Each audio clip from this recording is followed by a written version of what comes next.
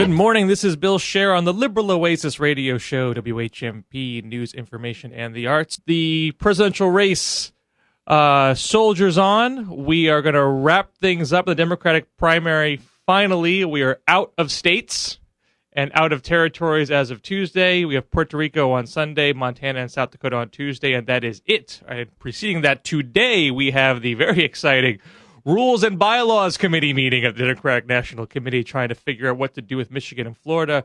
We're going to be talking to uncommitted superdelegate Deb Kozakowski in the second half of the show. But before then, I am struck by the... I make a prediction to you that the McCain campaign will be the worst-run campaign in modern memory.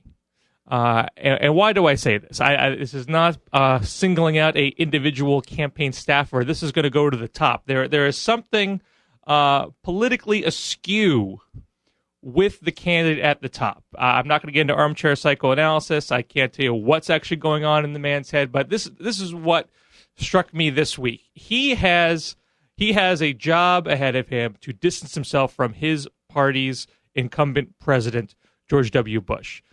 Polls show that the public is far more concerned about how McCain's agenda is identical to Bush's than they are about anything with Obama, Pastor Right, etc.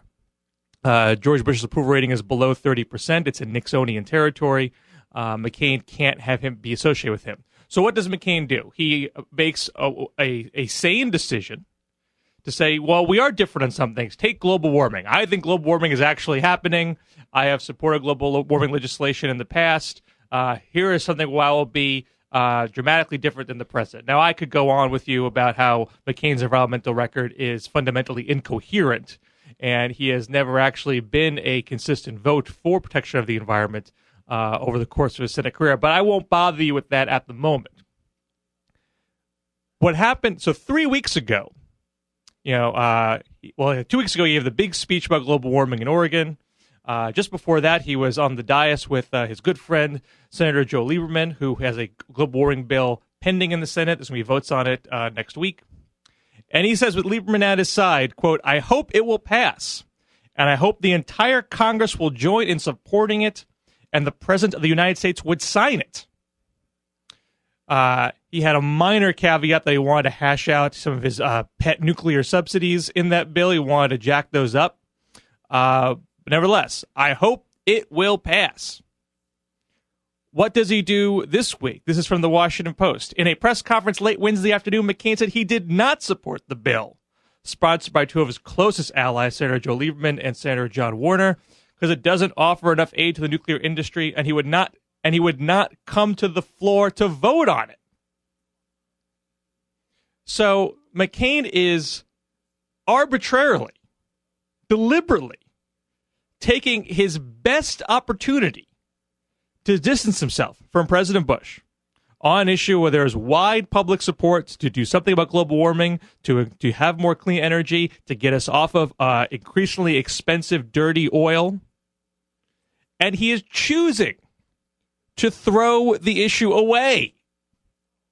And it's not even that, he's leaning on Lieberman to do more on nuclear power. Again, regardless of how you feel about the issue, the fact of the matter is Lieberman has an amendment in the queue for more nuclear power, which McCain could vote on if he bothered to show up. I can't even imagine what the political calculation is going on, because there's no policy principle here. The bill that Lieberman is supporting is not one that I personally support. I don't believe it goes far enough. There's a split in the environmental community about it, and the policy issue is this. The bill would cap carbon emissions, which all environmentalists and observers of global warming say is necessary to tackle the problem and avert a crisis. But what you also have to do while you're capping it is make sure that the polluters actually pay when they pollute. So they can't just pump carbon into the sky, our sky, for free, as they do now. So you got to put a price on that in some way. You can basically have permits to pollute that they have to pay for. You limit those permits so you know they're not going to put too much in the air over time. And then you take that money, you invest it in renewable energy, or you put some of it in consumers' pockets to mitigate any price increases. That is your win-win-win. The Lieberman approach, the McCain approach, does it halfway. So, okay, let's have a cap, but the companies don't have to pay too much. We don't want to make them actually, do anything. And that doesn't add up in the end. Nevertheless, as a symbolic gesture, as far as the politics is concerned, it obviously makes sense for McCain to vote on the darn thing. Because it's his basic outline.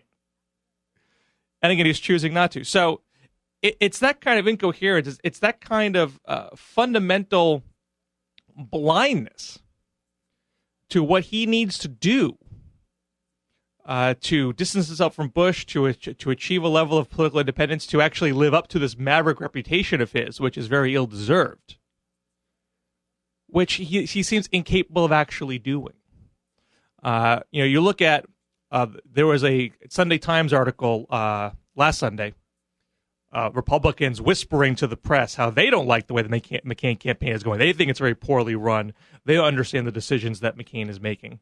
And a McCain spokesperson comes out and says, well, despite all the bad things that are going on with Bush, the Republican brand is broken, even said permanently in some places. So, well, we're actually even or ahead with Obama in most polls, so we're actually in good shape.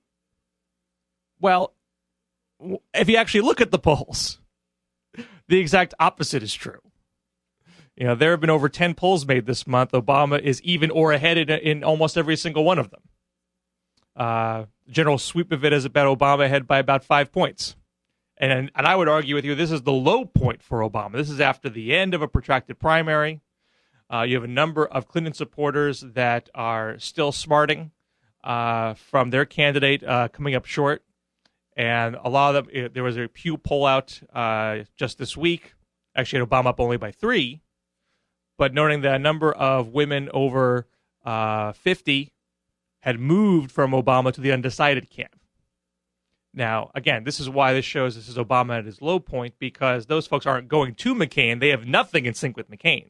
McCain has nothing to offer on women's issues. He has nothing to offer on reproductive freedom. He's got nothing to offer on child care. He's got nothing to offer on Social Security, a huge women's issue because so many women are reliant on Social Security benefits. This guy, there's a generational gap in a lot of the polling. Older voters going for McCain, younger voters going for Obama. The story hasn't been told how McCain is steadfastly for Social Security privatization. When that becomes well known, he's going to lose support amongst seniors in this country, particularly among women. Interesting factoid that came up in Mark Ambender's column.